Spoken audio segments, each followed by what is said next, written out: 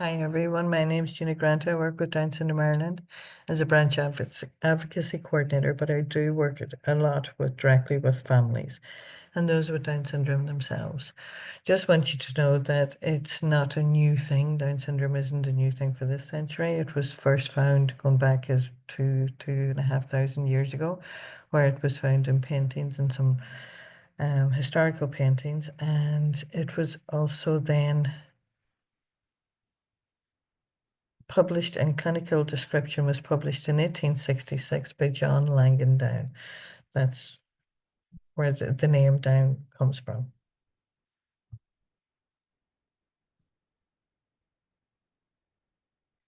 There's a lot of misconceptions that are out there about those who carry the extra chromosome. And and unfortunately, these misconceptions can form a reality for people with Down syndrome. I've put some on here. The characteristics of children and adults with Down syndrome are the same. This is wholly inappropriate to think adults with Down syndrome have the same desires, the same wishes, the same drives as everybody else. So adults are adults and children are children, regardless of the syndrome they carry. People with Down syndrome cannot form relationships. Again, this is something that is not true. People with Down syndrome are perfectly capable of forming all types of relationships with people they encounter, be it friendship, be it love interest, or it can even dislike people and not want to be around them. Adults with Down syndrome are not able to develop an intimate relationship with other people or even get married. Again, this is another strong misconception. Adults with Down syndrome can interact with others, form deep relationships, have an intimate consensual relationship, and can get married if this is a choice of theirs. People with Down syndrome are always happy. I get this a lot. People with Down syndrome have varied emotions. There is no there's no one that is constantly and always happy. People with Down syndrome respond to positive reactions as to you and I, and people with Down syndrome feel pain, feel hurt, and do get upset at inconsiderate behavior. Adults with Down syndrome are not employable. Again, this is another myth. Down Syndrome Ireland has an employment department and they assist a lot of people with Down syndrome who choose to work. And so far, we have people employed in corporations, hospitals, hotels, restaurants, nursing homes, and offices. Some work in computer sector, sport and industry, childcare, music and entertainment, and secretarial work. I don't have hairdressers down there, but they do work in hairdressers as well. I know a couple of people and Specsavers. People with Down syndrome want to work in an environment where their contributes to that environment are valued just like everybody else. Words matter. Language can shape a person with Down syndrome's reality in society, and our misconceptions can power perceived notions in society and build barriers for those who have Down syndrome. Outdated terms is something that we're really strongly trying to move away from. The preferred terminology, this is coming from our adults with Down syndrome, is the person first. So they would like to be referred to a person with Down syndrome or a person that has Down syndrome, and not the Downs person or the Downs, which is also another term that can be used. So they have asked to be referred to with person first. Avoid terms like disease or this could be cured or fixed, because this implies that there's something wrong with the person rather than just improving and supporting the person. People with Down syndrome aren't suffering or afflicted by the extra chromosome. Societal barriers would be a bigger conflict for them. We would promote inclusive language in Ireland. The correct term is Down syndrome without the apostrophe, whereas Down syndrome is used in the UK. US uses Down syndrome as well, not Downs. Some older generations and long-term advocates would still use what we consider an outdated term, but their work on disability rights and getting the path forward that we are now on can't be ignored. But a lot of people would refer to the Downs or E-Downs, and this is incorrect. And if anybody comes across this, we would hope that you would kindly educate them by wording it different or leading on the correct terminology rather than criticizing the person. Now we're going into entitlements. A foster care allowance that is given to Tusla for parents who are fostering. This would not be in any means test for social welfare payments or for the carers allowance. And if they're fostering long term, that child is in their care, could be seen as a child dependent for any social payment then that they receive. The child benefit, as I'm sure you all know, will remain with the mother or the father for a period of 6 months. After that, it could possibly transfer over to the foster parents, providing the child has been in their care continuous for 6 months. If somebody is fostering a child with Down syndrome long term, they are entitled to allowances the same as everybody else. Domiciliary care allowance is a monthly non-means tested regardless on the income that comes into the house. It's a monthly allowance, and in the last budget it was brought up to €360 a month for a child under 16. This domiciliary care allowance comes with a medical card for the person who the domiciliary care allowance is paid for. So it's regardless of the household income, and it's regardless of who all lives in the house. The person who is in receipt of the domiciliary will receive a medical card as well. If the foster parents are working and decide that they would like to go on leave to look after the person with Down syndrome that comes into their care, they can apply for what is a carers benefit, and it's a PRSI benefit, and it goes on their PRSI and not on the means test or the allowance that comes into the house. Carers benefit is, if you're caring for one person, is currently €261 a week. And then the child under 12, which if you're long-term fostering, this could also be your foster child, you will get 50 or €62 for over 12. So this is a weekly payment that is not means tested, and you can have that for the benefit of 2 years if you're employed. If you're not employed, there is another benefit called carers allowance, or if only one member of the family works.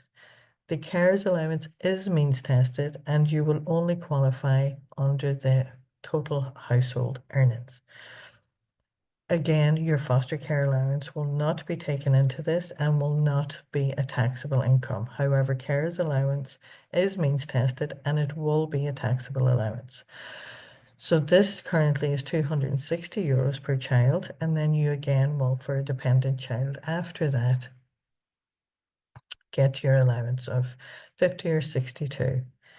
If you're long-term fostering and the person you're caring for or adopt, once they turn 16, you no longer will receive the carers allowance, and the person themselves will be able to apply for the disability allowance, which is currently $244 a week.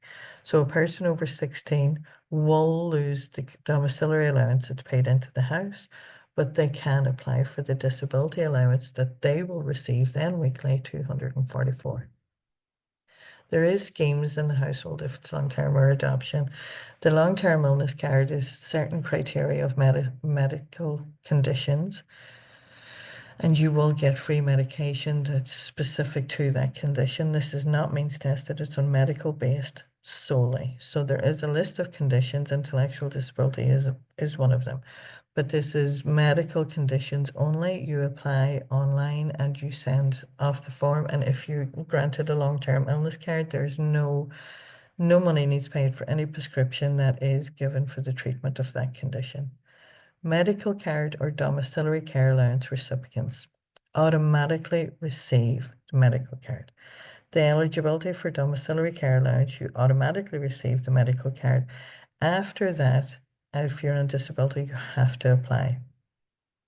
But you could get a GP visits card or a prescription cover as well if you're over 16 and for some reason are not eligible for the medical card.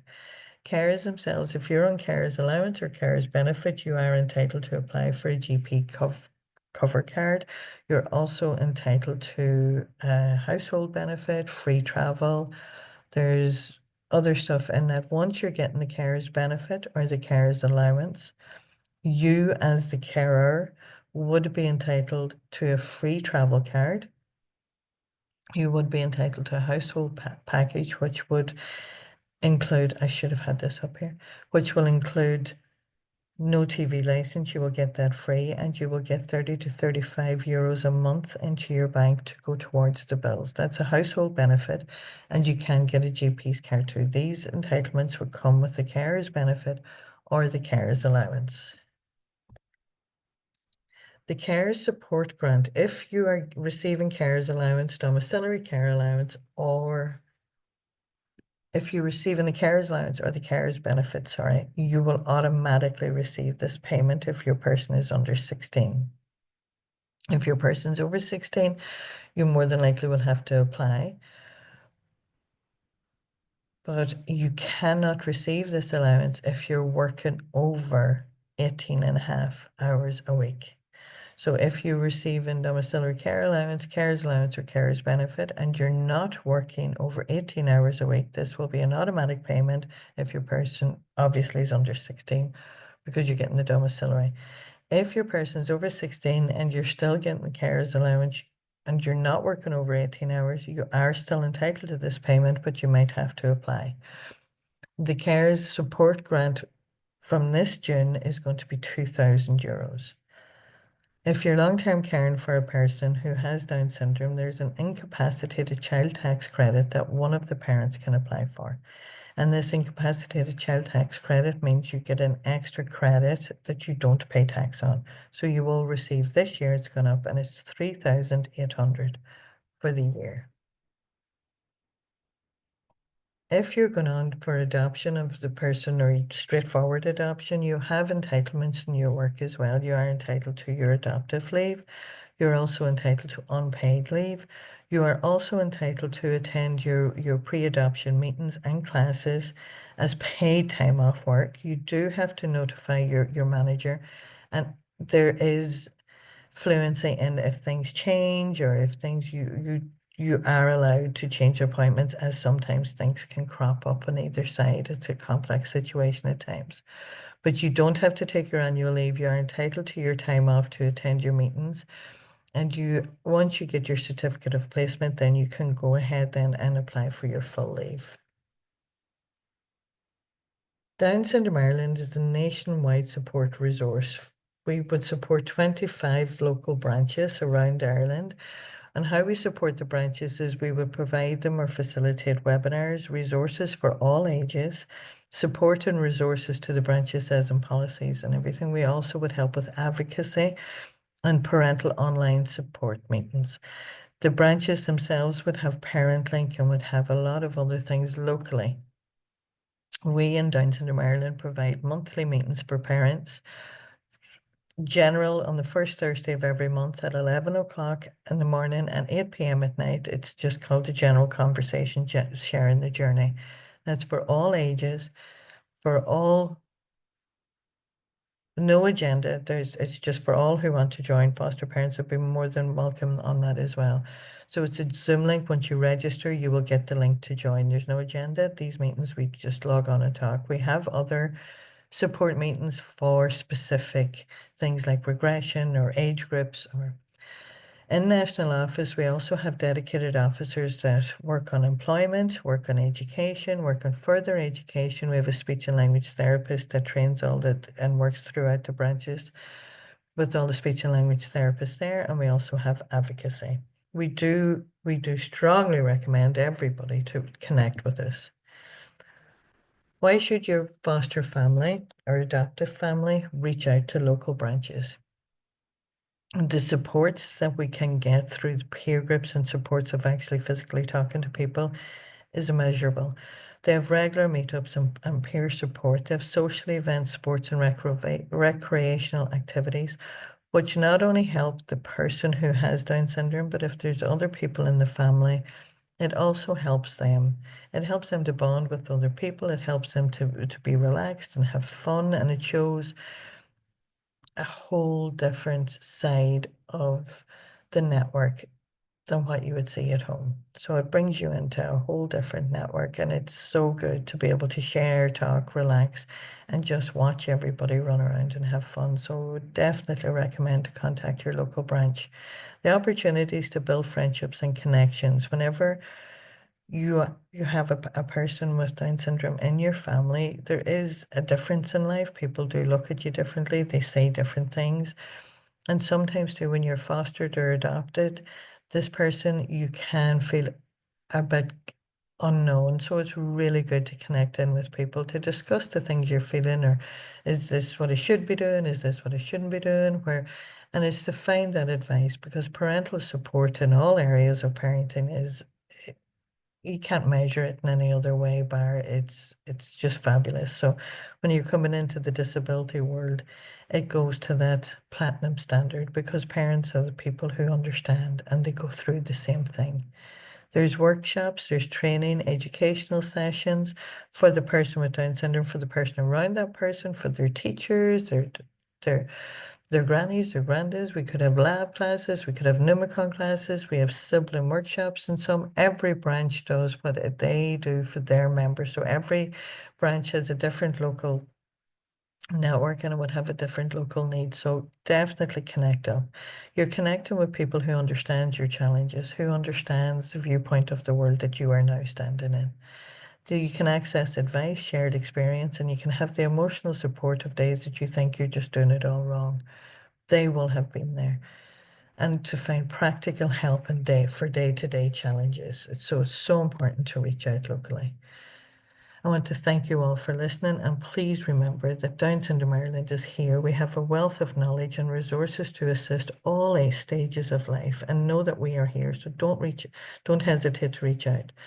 And this is my pup. This is Christopher. He's 17 and he is just getting on with life, and he is finding out who he is and where his place in this world is. So yeah, don't underestimate and don't assume. Thank you very much. My name is Gina Grant, and this is my number, 086 197 5416, or ginagrant@downsyndrome.ie. Don't hesitate to reach out.